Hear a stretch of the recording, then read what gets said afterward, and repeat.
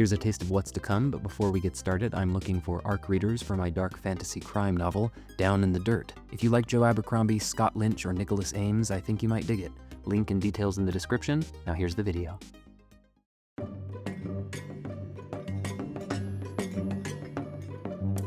Hello, my name's Trevor Burbage. I've got my tablet here, I've got some coffee. It's a beautiful day out, so let's do some drawing.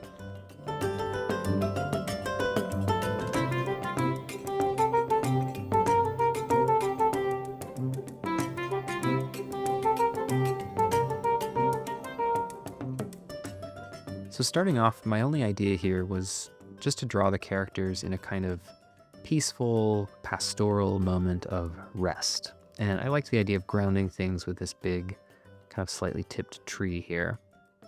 I'm not doing any thumbnail sketches or comps. I'm just going to kind of feel it out as I go. You'll notice I'm trying to find the right composition, the right pose for the characters, like maybe putting Egg up on Dunk's shoulder. That didn't quite feel right, but yeah, this is going to be very exploratory. Dunk and Egg were first introduced in George R.R. Martin's terrific novella, The Hedge Knight, originally published in 1998. And I love it. I think it's pretty much a perfect story. It's got really great characters. I love the setting, this kind of bustling tournament subculture of Westeros. There are funny moments, there are emotional moments, and there's some real thematic weight about what it means to be a true knight, what it means to be chivalrous and brave and to stand up for what is right in a world where those concepts can be manipulated and weaponized by those in power. Certainly an idea that hasn't lost relevance in the last few decades. It's a great story, and I love that you can read it in an afternoon. That's actually one of the reasons why I tend to include it on my short list of recommendations for anyone who's never read a fantasy book, anyone looking to dip their toe into the genre for the first time. It's sort of low commitment, but high reward. So this speed drawing that you're seeing is actually a series of still images of every change I make to the drawing. Procreate tracks them all, then I can export a video which places them one after another.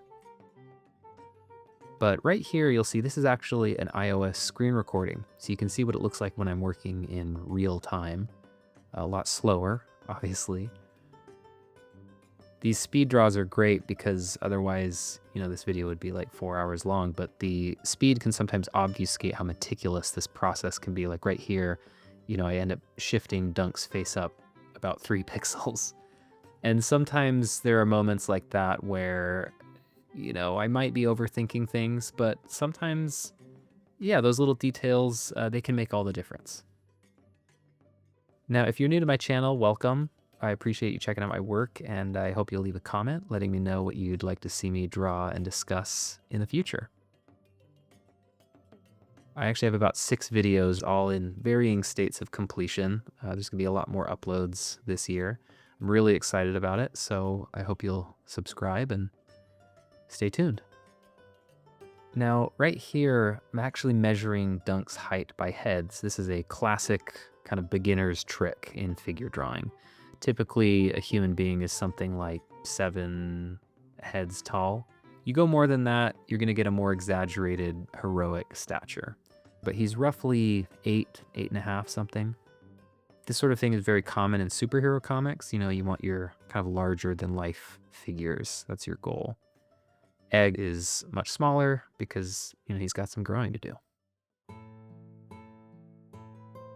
So of course everyone's talking about the HBO adaptation, and yeah, it's been pretty great. I'm looking forward to future seasons and hopefully future stories, maybe, hopefully. I do have a bit of an axe to grind when it comes to streaming TV, because personally, I would say my ideal TV adaptation of this story probably wouldn't have been a 6-episode kind of prestige miniseries.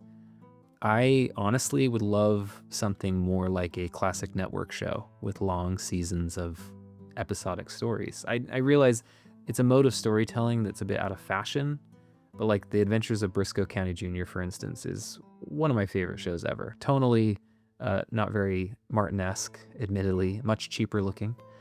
But, you think X-Files or Burn Notice, early Supernatural, this kind of thing.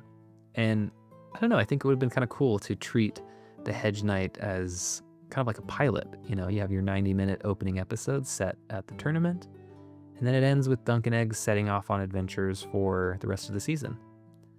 So anyway, I think it would have been cool, but I guess that's why I'm on YouTube and not HBO. Now right here, I changed my mind on how I wanted to approach these little kind of textured notches in the tree. So I scrapped that and start over. I almost cut that out of the video, but I thought, well, you know, no one's perfect, and that's part of figuring out as I go.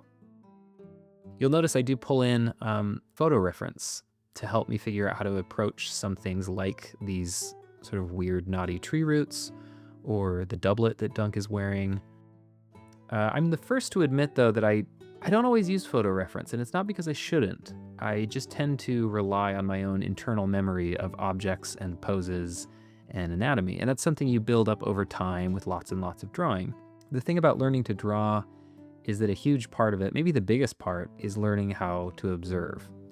And as helpful as that internal memory is, as crucial as it is, my reliance on it is often it's just down to laziness, really, or stubbornness, because there's been many times I found myself wrestling with a pose or like a hand, and rather than just taking like the 30 seconds to just snap some pictures on my phone, I'll sit and redraw it over and over again, taking way longer than I would have otherwise, and just saying to myself, like, I know how to draw a hand. So reference material is a great tool, and it shouldn't be overlooked. It's a way of keeping my drawings grounded in reality. So even when I'm drawing something totally fantastical, which, you know, is often, I can't just noodle around and rely on cliches or generic memories of what a tree branch or a cup or a lamp or a sword looks like. I can't just cruise on autopilot. I have to get specific. I have to make choices. I have to be intentional.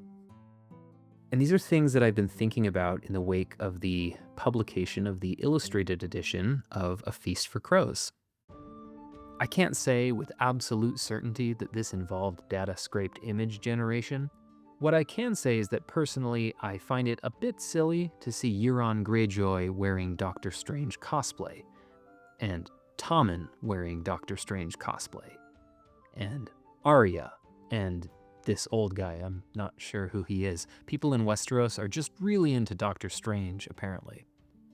And this is not to say that art can't have flaws or has to be perfect or that errors mean AI. Not at all. My art is flawed. There are plenty of problems that I've noticed even editing this video that I know I could go back and change, details I fudged or things I'm just not very good at that I'd like to improve upon. But with these officially licensed illustrations, it's telling that these specific kinds of errors just don't show up in this artist's work until the proliferation of generative AI. So when I see braid vest, MC Escher cat, and this boat rope fence, whatever this is, yeah, I'm thinking Occam's razor. Granted, these issues are showing up in commissioned works that apparently were both extremely rushed and I'm going to guess extremely undercompensated. So it is an indictment of the artist, but also of the publishing industry as a whole, which has for decades undervalued illustration as an art form. It's also an indictment of Martin's shockingly shoddy organization in particular, one that felt this was worthy of publication in a premium product being marketed to their biggest fans. It's disappointing on every level. But to wrap this up, I'd like to go back to Sir Duncan and Aegon themselves. There is very strong subtextual support that Dunk is living a lie, and Egg too obscures his status as a Targaryen prince in order to act as Dunk's squire. And yet, the irony at the heart of their stories is that the truest knight is no knight at all.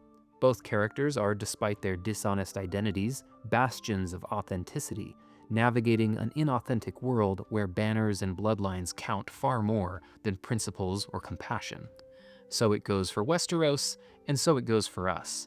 It is the challenge to stay true to ourselves and our humanity, to be intentional in our art, to be authentic, to resist the controlling lies of those in power, the investors and moguls and CEOs who, just like the lords and princes of this fictional world, want to convince us that they know what's best and what's right, and expect us to just fall in line. But I say, be brave. Be like Dunk. Here's my complete, albeit flawed, illustration of Dunk and Egg.